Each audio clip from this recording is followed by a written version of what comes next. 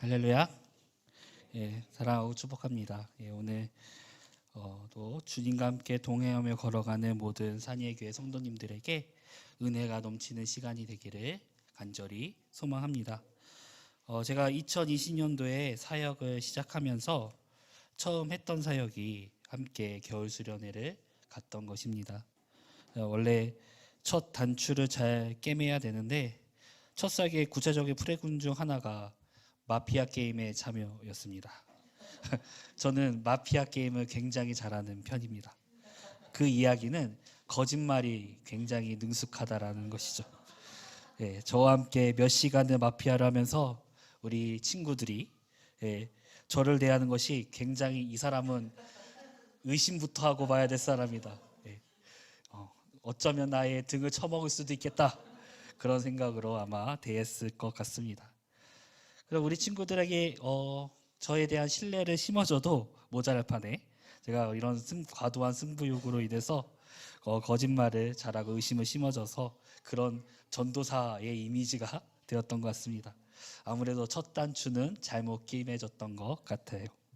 그럼에도 이제 3년 2개월 동안 함께 예배드리고 우리 사시청정 친구들과 그리고 모든 이 교회 친구들과 함께 이런 모난 전도사를 믿고 잘 따라와줘서 고맙다라고 전하고 싶습니다. 하지만 마무리는 이런 거짓의 겉모술수가 아니라 난무하는 그런 나피아가 아니라 진리의 말씀을 전하는 설교로 마무리하게 되어서 참으로 무척이나 감사합니다. 마지막 단추는 잘 여며야지 하는 마음으로 설교를 준비하게 되었습니다. 저에게 산이의 교회는 잊지 못할 것 같습니다. 왜냐하면 제 전도사로서 첫 사역지였기 때문입니다. 그래서 이렇게 사역을 마무리하는 것이 서툽니다. 이 마지막, 이 정리하는 이 마무리가 저에게 있어서 처음이라서 이 마지막 설교를 어떻게 준비할까 고민을 많이 했던 것 같습니다. 이렇게까지 말씀에 대해 고민하고 또 고민하고 고민했던 적이 별로 없었습니다. 또한 제가 본문 말씀을 월요일날 정해서 수요일까지 그 본문 말씀을 하려고 하다가 이렇게 본문 말씀을 바꾸는 경우도 처음 있었던 일입니다. 왜냐하면 오늘 이렇게 설교 말씀을 통해 은혜를 나누는 마지막 시간, 정리하는 시간이다라고 생각하니까 어떻게 말씀을 전하고 어떻게 주제를 정해야 될지를 한동안 갈피를 잡지 못했던 것 같습니다. 오랜 고민을 했고 초안을 썼다가 지웠고 다시 쓰기를 반복하면서 많은 시간 쉽게 글이 써지지 않았습니다. 제가 항상 이렇게 쉽게 설교 글이 써지지 않았다면은 설교가 길어질까요? 짧아질까요? 항상 길어진다라고 말씀을 드렸습니다. 그래서 오늘도 내가 하다 보니까 어쩌다 보니 결론이 왜 이렇게 길게 나왔지? 라는 생각을 좀 하게 됐던 것 같습니다. 제가 인시 담임 전도사로 있을 때도 이러지 않았는데 전혀 방향이 나오지 않았던 것 같아요. 그래서 왜 그랬던 것일까? 왜 이런 방향이 나오지 않았던 것일까? 이제 하나님 앞에 고민하면서 엽셨다가 아무래도 마지막이라는 키워드 앞에 있다 보니까 하나님의 말씀을 놓친 것이 아닐까 생각이 되어졌습니다. 그래서 오늘도 마지막이라는 마음으로 설교를 준비하는 것보다 하나님 말씀을 전함에 더욱 초점을 맞추고자 합니다. 또한 그러면서 동시에 드는 마음은 이것이 어쩌면 산이의 교회에서 온전한 마무리는 아닐 수 있겠다라고 생각하게 됩니다. 아무래도 우리들이 만나는 것이 오늘이 마지막 날은 아닌 건가 봅니다. 또 어쩌면 간헐적으로 말씀을 전할 수 있겠다라는 이만큼의 기대감이 저에게 있습니다. 오늘은 달려갑시다라는 제목으로 말씀을 전하고자 합니다. 여러분은 달리기를 잘하십니까? 이제 산이의 FC가 서게 되면은 이제 운동 실력이 탄로 날 텐데 달리기도 하겠죠. 그러면 이제 우리의 모든 운동 신경이 남자 성도님들은 이제 드러나게 되는 그런 시간일 것 같습니다. 저는 운동신경이 좋지 못한 편이라서 달리기 실력이 그리 좋지 못합니다. 단 한 번도 1등을 해본 적이 없습니다. 가장 좋았던 성적이 초등학교 3학년 때 3등 했습니다. 몇 명 뛰어서? 3명? 아닙니다. 4명 뛰어서 예, 4명 뛰어서 3등 했습니다. 반에서 완전히 못하는 친구는 아닌데 하위권에 머무는 학생이 바로 저였습니다. 하지만 저는 오래 달리기는 좋아합니다. 이것은 그나마 항상 중상위권에 갔습니다. 저는 빠른 속도보다는 천천히 오래 뛰는 것을 선호하는 사람이었던 거죠. 순발력보다는 근면하고 꾸준한 것에 비교적 소질이 있었던 것 같습니다. 그래서 저는 달리기를 잘하지는 못하지만 좋아합니다. 빨리 달리는 것은 제 주특기는 아니지만, 그리고 잘하는 것도 아니지만 오래 달리는 것을 좋아합니다. 그래서 한때는 믿어지지 않겠지만 마라톤이 제 취미였습니다. 제가 10km 마라톤을 준비하면서 최고 기록 48분까지 찍었습니다. 이게 놀라지 않을 기록이지만 여러분 뛰면은 10km가 굉장히 멀구나라는 걸 알 거예요. 예. 그때 제 목표가 10km 마라톤 40분 안에 드는 것이었습니다. 그래서 그 40분을 만들기 위해서 매일 5km 이상씩을 달렸습니다. 제가 서울대 쪽에 이제 고시원에 이제 자취를 하고 있을 때 바로 앞에 이제 도림천이 있었거든요. 그 도림천을 항상 뛰면서 거기를 하루를 빠짐없이 한 7km에서 8km까지 계속 이제 왕복하면서 뛰었던 것 같습니다. 그때 너무 무리를 해서 그런지 무릎에 이상이 생겨서 더 이상 달리기를 할 수가 없게 됩니다. 예, 그런데 제가 마라톤에 왜 이렇게 빠져 있었던 것일까 고민을 해보니까 한 달 동안 이 마라톤을 준비하고 마라톤이 열리는 곳마다 찾아가서 열심히 마라톤을 하게 된 이유가 뭘까 고민해 보았는데, 이 마라톤이 열리는 것보다 굉장히 매력적인 변수들이 많았던 것입니다. 마라톤 기록에 영향을 미치는 것들이 너무나도 많습니다. 이게 말이 매력적인 변수이지 막상 뛰어가는 사람들에게는 굉장히 골치 아프고 굉장히 좀 힘든 변수들입니다. 장애물이라고 할 수 있죠. 그날의 날씨, 나의 컨디션, 나의 장비 등등이 있는데 그중 가장 큰 변수가 2가지 정도 있습니다. 첫 번째는 도착 지점까지 있는 지형들입니다. 제가 처음 마라톤 했을 때 이런 사전 지식이 없다 보니까 어디를 회귀해서 지나가야 되는지, 어디가 가파르게 올라가는 곳이고 어디가 내려막길인지 전혀 그런 것들을 알지 못하다 보니까 체력 분배를 잘 할 수가 없었습니다. 2번째 변수는 나와 비슷한 실력을 가졌던 그룹, 그 실력의 그룹들이 나의 페이스를 얼마나 끌어올려주나라는 것이 기록의 천차만별을 가릅니다. 페이스를 유지하는 그룹이 함께 열정적인 분위기라면 좋은 성적을 낼 수 있는 것이겠죠. 이런 예상하지 못한 변수들은 그때는 괴롭지만 막상 지나보면은 그것을 극복해 나가고 그것을 완수해 나가고 완료해 나갈 때의 재미가 마라톤의 묘미였던 것 같습니다. 우리가 이 마라톤의 묘미를 한 거고, 제가 이제 잠시 다리를 다쳐서 헬스장에서 이제 안전한 단화를 신고서 러닝머신을 했는데, 러닝머신을 하니까 10km 뛰다 보니까 재미가 너무 없더라고요.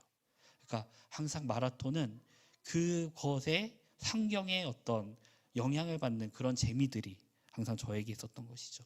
그러니까 환경, 그리고 그런 것들, 장애물들, 그리고 우리들에게 기록에 영향을 줄 수 있는 많은 변수들, 이것이 어쩌면 빌립보서 오늘 봤던 말씀, 빌립보서 3장에 나와 있는 해로 여겨야 하는 것일 수 있겠다라고 생각을 하게 됩니다. 왜냐하면 이 해라는 것은 결코 목표가 될 수 없고, 우리들에게 해는 항상 존재하기 때문에 우리들에게 도착 지점까지 갈 수 있는 곳에 굉장히 많은 변수를 제공하기 때문입니다. 이 빌립보서의 저자인 사도 바울은 내게 유익한 모든 것이 그리스도를 위하여 해로 여긴다라고 기록했습니다. 사도 바울은 자신이 굉장히 근사한 사람이라고 말을 합니다. 본문에서는 우리가 살펴보지 않았지만 그 전절 말씀인 5절 말씀에서는 바울 자신이 어떠한 인물이고 어떠한 목표 지향점이 있는 사람인지를 설명합니다. 8일 만에 할례를 받았던 자, 이스라엘 중에 베냐민 지파, 히브리인 중에 히브리인, 바리새인이고 교회를 박해하고 열심에 의해서 흠이 없는 자, 그 자가 바로 바울이었던 것입니다. 이것들이 자신의 자랑이자 자신이 세상을 살아나감에 있어서 유익하다고 판단되었던 것들입니다. 자신의 출신 그리고 자신의 열심을 자랑하고 그것으로 살아왔던 자입니다. 자신의 출발점이 이스라엘 백성, 그것도 상위 1% 그런 놀라운 출신의 사람인 바울이, 그런데 이 모든 내 출신과 나의 열심들 그런 것들을 다 해로 여긴다라고 합니다. 해롭다는 것은 유익이 안 된다는 것을 넘어서 너무 아무 효과가 없거나 아무 힘도 발생하지 않는다라는 것입니다. 오히려 방해가 된다라는 것이죠. 왜 바울은 이것이 해롭다라고 생각했을까요? 바울이 기존에 가지고 있던 표대를 버리고 다른 표대가 정하여졌기 때문입니다. 그것은 어떤 표대입니까? 나의 유익이라는 표대를 버리고 예수 그리스도라는 표대를 정하게 된 것입니다. 8절 말씀 같이 읽겠습니다. 시작. 또한 모든 것을 해로 여김은 내 주 그리스도 예수를 아는 지식이 가장 고상하기 때문이라. 내가 그를 위하여 모든 것을 잃어버리고 배설물로 여김은 그리스도를 얻고. 바울 그 자신이 상위 1%, 이스라엘 백성 중에 그 상위 1% 선민으로 살아왔는데 그것을 해롭게 여길 수 있었던 이유가 그것이 중요한 것이 아니라 그것을 배설물로 여길 정도로 그리스도 예수를 아는 지식이 가장 고상하다라고 고백합니다. 그렇다면 바울이 보기에 바울 자신의 유익한 모든 것과 예수 그리스도를 저울지해 보았는데 무엇이 더욱 중요하다는 말입니까? 바로 예수 그리스도가 자신의 삶에 있어서 가장 중요하다는 것입니다. 14절의 말씀에 나와 있는 이 표대, 목표라고도 할 수 있겠죠. 어떤 목표를 가지는 겁니까? 10절 말씀 함께 읽겠습니다. 시작. 내가 그리스도와 그 부활의 권능과 그 고난의 참여함을 알고자 하여 그의 죽으심을 본받아. 그리스도인의 최종 목표는 그리스도의 부활의 권능을 알고 고난의 참여함을 알아가는 것, 그리고 그의 죽으심을 본받는 것. 이것을 총합적으로 말하면 가장 쉬운 말로 예수 그리스도를 닮아가는 삶, 그것이 표대라는 겁니다.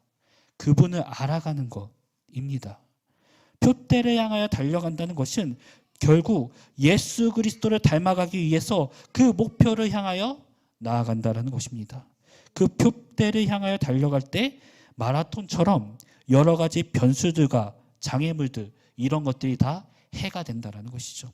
그러면서 내가 그리스도를 위하여 살아갈 때 버려야 할 해로운 것들과 배설물들이 이 달려가는 길에 예수 그리스도가 내 표대가 되는 이 길에서 이제는 다 해가 된다는 말인 거죠. 우리는 내가 유익하고자 했던 나의 것들을 버릴 때 비로소 그리스도를 얻을 수 있습니다. 그렇다면 해로움이 없다면, 즉 장애물이 없다면, 그리스도 앞으로 나아가는 막힘이 없다면 우리는 참으로 좋겠다 생각할 수 있습니다. 하지만 사실 우리가 이것들을 처음에는 유익으로 여기다가 해로 여기는 시간들이 우리 인생에는 반드시 필요한 과정입니다. 우리가 이것도 해보고 저것도 해보고 많은 것들을 해볼 텐데 이런 과정을 통해서 이것이 내게 해가 될 수 있음을 우리는 발견합니다. 가령컨대 나의 유익 중 하나가 돈이라면, 그것을 표대로 정하는 삶을 살아왔다면 그것이 나에게 해가 되는 그 순간에 우리는 발견할 수 있게 되는 것이죠. 결국 돈이 나의 인생의 행복을 보장하지 않음을. 그렇게 된다면 우리는 예수 그리스도를 표대로 정하는 것에 더욱 근접해져 갈 것입니다. 그래서 이런 해로움들은 그리스도라는 표대를 선명하게 해주는 역할을 합니다. 더욱 이 표대를 고상하게 만들어줍니다. 그래서 해는 반드시 이 선명함을 우리한테 보여준다는 것이죠. 가장 이 예수 그리스도 닮아가는 것이 가치 있게 여겨지게 됩니다. 우리는 신앙의 여정을 통해서 세상 어떤 것에 소망이나 목표점을 두지 아니하고 오직 예수 그리스도 그 표대를 정합니다. 이런 해로움과 배설물들이 결국 우리를 예수 그리스도로 인도합니다. 그래서 해로움으로 인해서 나타나는 이 고난들, 우리들의 안에 있는 그 껄끄러움들, 우리들 안에 있는 이 부대낌들은 우리에게 복이 있다라는 증거가 되는 것입니다. 이것을 깨달은 자가 복이 있는 것이죠. 왜냐하면 그것이 아무것도 아니고 내 인생을 보장해 주지 않는다는 것을 알아보기 때문입니다. 그렇게 우리는 이 표대, 예수 그리스도라는 표대를 올바르게 설정할 수 있는 것입니다.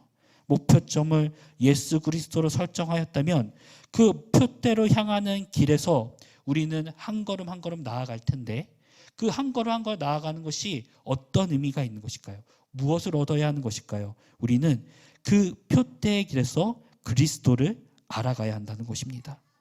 이 알아간다라는 것은 지식의 충만함을 이야기하지만 관계의 충만함도 동시에 말을 하고 있습니다. 즉 날마다 주님과 가까워지는 삶은 주님을 닮아가는 삶으로 우리는 말할 수 있는 것입니다. 9절 말씀에 보면은 그 안에서 발견되려 함이니, 즉 그리스도 안에 있음이 발견된다라는 것이죠. 무엇을 통해서 말입니까? 매일의 그리스도를 알아가는 지식의 충만함과 관계의 충만함으로 인해서 우리는 그것을 알 수 있는 겁니다. 예수 그리스도를 알아갈수록 우리는 우리의 표대에 가까워지게 됩니다. 그렇다면 우리는 예수 그리스도를 닮아가는 목표점에서 그것을 과연 도달할 수 있는지에 대한 의문이 듭니다. 12절 말씀 함께 보겠습니다. 시작.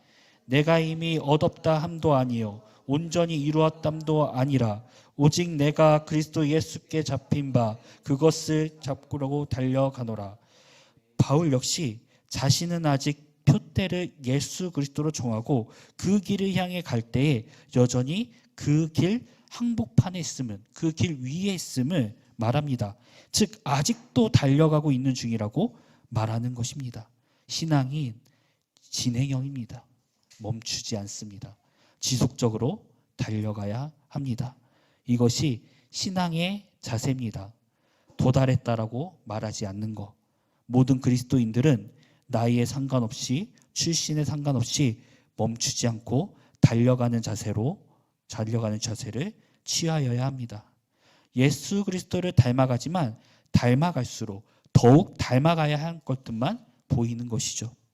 이미 도달했다고 말하는 사람들은, 그런 사람들을 여러분들은 조심하시길 바랍니다. 특히 자칭 영적 고수라고 말하는 사람들, 특히 자신이 90% 예수를 닮았다고 말하는 어떤 사람들, 그런 영적 지도자들이 있다면 그들을 피하시길 바랍니다. 진정으로 예수님을 닮아가고자 하는 사람은 점점 자기가 예수님을 닮아가고자 했을 때 퍼센테이지가 줄어들게 됩니다. 자신은 아직 가야 할 길이 멀었다고 말을 합니다. 예수님을 알아갈수록 내 못남이 더욱 보이고 나의 배설물들만 보이기 때문입니다.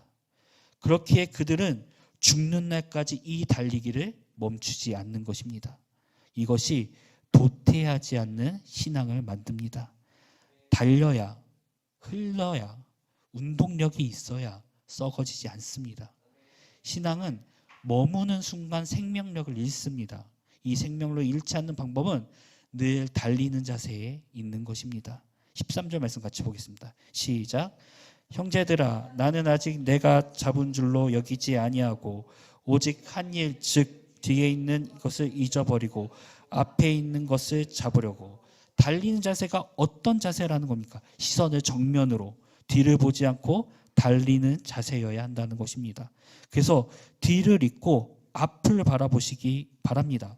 제가 늘 우리 친구들에게 하는, 제가 설교 때마다 한 달에 한 번씩 하는 설교 때마다 거의 강조하는 것은, 오늘의 내가 내일의 나를 구원하지는 않습니다. 즉 어제의 나의 경건이 오늘의 나를 경건하게 하지 않는다라는 거죠. 우리는 이 오늘의 일용한 양식으로 살아야 합니다. 제가 늘 우리 친구들한테 강조하는 바입니다. 그래서 멈추지 않을 수 있는 것입니다.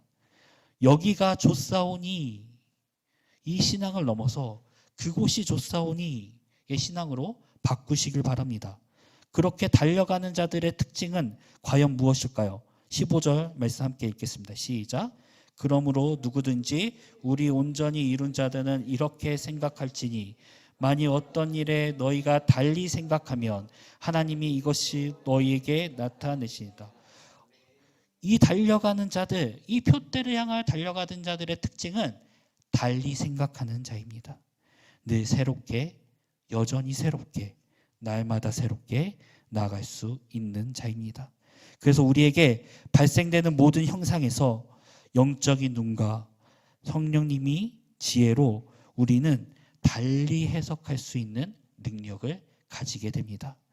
본질을 읽어나갈 수 있고 하나님의 신실하심으로 우리가 겪어나가야 할 일들을 달리 생각하시길 바랍니다.